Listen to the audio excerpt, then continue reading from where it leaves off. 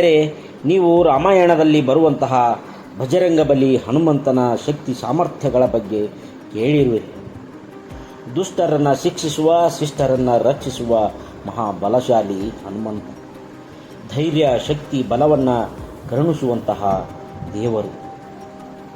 ಎಲ್ಲ ಗ್ರಾಮ ಹಾಗೂ ಊರುಗಳನ್ನು ದೆವ್ವ, ಭೂತ ಹಾಗೂ ಸಾಂಕ್ರಾಮಿಕ ರೋಗಗಳ ಹಾವಳಿಯಿಂದ ರಕ್ಷಣೆ ಮಾಡುವ ಸಲುವಾಗಿ ನಮ್ಮ ಹನುಮಂತ ಎಲ್ಲ ಊರುಗಳಲ್ಲಿಯೂ ಕೂಡ ನೆಲೆ ನಿಂತಿರುತ್ತಾನೆ. ನಮ್ಮ ಭಾರತದಲ್ಲಿ ರಾಮನ ಮಂದಿರವಿಲ್ಲದ ಊರುಗಳನ್ನು ಕಾಣಬಹುದು.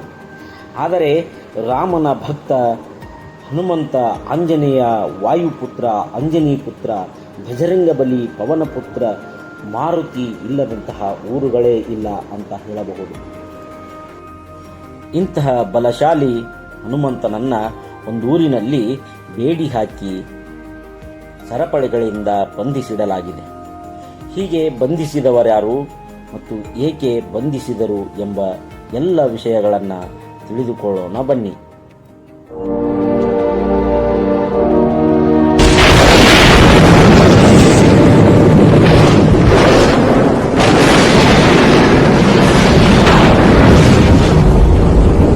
ಭಾರತದ ಚತುರ್ಧಾಮಗಳಲ್ಲಿ ಒಂದಾದಂತಹ ಒಡಿಸ್ಸಾದ ಪುರಿ ಜಗನ್ನಾಥ ದೇವಾಲಯ. ಈ ಪುರಿ ಜಗನ್ನಾಥ ಸ್ವಾಮಿ ಅಂದರೆ ವಿಷ್ಣುವಿನ ಇನ್ನೊಂದು ರೂಪ.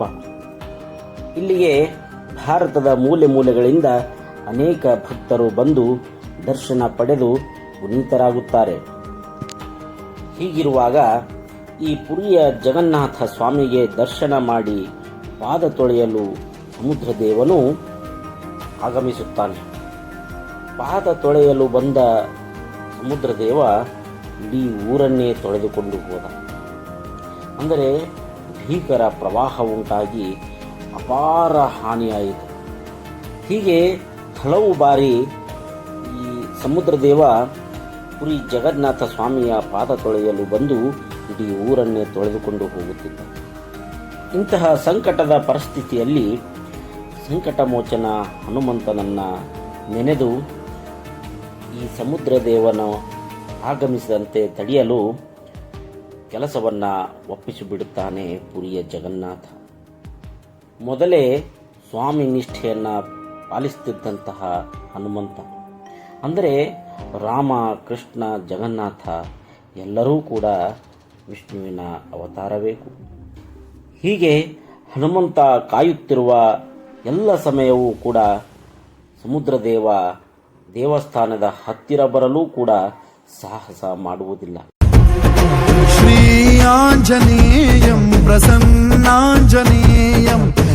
ಒಮ್ಮೆ ಅಯೋಧ್ಯೆಯಲ್ಲಿ ಸೀತಾಮಾತೆ ಲಡ್ಡು ಮಾಡಿರುವ ವಿಷಯವನ್ನು ತಿಳಿದು ಹನುಮಂತ ಲಡ್ಡು ತಿನ್ನಲು ಹಾರಿ ಹೋಗುತ್ತಾನೆ.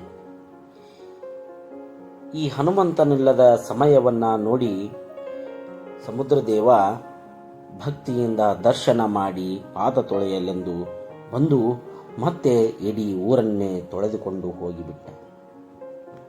ಈ ಎಲ್ಲ ಸಂಗತಿಯನ್ನು ತಿಳಿದು ಪುರಿ ಜಗನ್ನಾಥ ಸ್ವಾಮಿ ಹನುಮಂತನನ್ನು ಕೇಳಿದಾಗ ಹನುಮಂತನು ನನ್ನನ್ನು ಬೇಡಿಗಳಿಂದ ಬಂಧಿಸಿಬಿಡಿ ಅಂತ ಹೇಳಿ ಕೋರಿಕೆಯೊಡ್ಡುತ್ತಾನೆ. ಆಗ ಸ್ವಾಮಿ ಜಗನ್ನಾಥ ನಿನ್ನನ್ನು ಬಂಧಿಸುವ ಬೇಡಿಗಳಿದೆಯೇ ಅಂತ ಪ್ರಶ್ನಿಸಿದಾಗ ಒಂದು ಸಣ್ಣ ದಾರದ ಮೇಲೆ ರಾಮನಾಮವನ್ನು ಬರೆದು ನನ್ನನ್ನು ಬಂಧಿಸಿದರೆ ಸಾಕು ಅಂತ ಹೇಳಿ ಹನುಮಂತ ಕೋರಿಕೆಯೊಡ್ಡುತ್ತಾನೆ. ಆಗ ಪುರಿಯ ಜಗನ್ನಾಥ ಸ್ವಾಮಿ ಹನುಮಂತನನ್ನು ಬೇಡಿಗಳಿಂದ, ಸಂಕೋಲೆಗಳಿಂದ ಬಂಧಿಸಿಬಿಡ್ತಾನೆ. ಯಾಕಂದರೆ ಸಮುದ್ರ ದೇವನಿಂದ ರಕ್ಷಣೆಗಾಗಿ ಹನುಮಂತನನ್ನು ಅಲ್ಲಿ ಬಂಧಿಸಿಡಲಾಗಿದೆ. ಹಾಗೆ ಹನುಮಂತ ಇನ್ನೊಂದು ಕೋರಿಕೆಯನ್ನು ಇಡುತ್ತಾನೆ. ಮಹಾಭಕ್ತ ಸಮುದ್ರ ದೇವನೂ ಕೂಡ ನಿಮ್ಮ ಪಾದ ಸ್ಪರ್ಶಕ್ಕಾಗಿ ಕಾಯುತ್ತಿರುವನು, ಅವನಿಗೂ ಕೂಡ ಒಂದು ಅವಕಾಶವನ್ನು ಕೊಡಿ ಅಂತ ಹೇಳಿ ಕೇಳಿಕೊಳ್ಳುತ್ತಾನೆ. ಆಗ ಸಮುದ್ರದ ದಂಡೆಗೆ ಬಂದಂತಹ ಜಗನ್ನಾಥ ಸ್ವಾಮಿ ತನ್ನ ಪಾದ ಸ್ಪರ್ಶ ಮಾಡಲು ಅವಕಾಶ ಮಾಡಿಕೊಡುತ್ತಾನೆ. ನಂತರ ಜಗನ್ನಾಥ ಸ್ವಾಮಿ ಈ ಸಮುದ್ರದ ತೀರಕ್ಕೆ ಬಂದು ಯಾರೇ ನಮಸ್ಕರಿಸಿದರೂ ಸಹ ಅದು ನನ್ನ ಚರಣ ಸ್ಪರ್ಶ ಮಾಡಿದಂತೆ ಅಂತ ಹೇಳ್ತಾರೆ. ಹಾಗೆ ಆಂಜನೇಯನು ಈ ಪುರಿಯ ಕಣದಲ್ಲಿಯೂ ಕೂಡ ನೆಲೆಸಿರುತ್ತಾನೆ ಅಂತ ಹೇಳಿ ಆಶೀರ್ವಾದ ಮಾಡಿಬಿಡುತ್ತಾರೆ.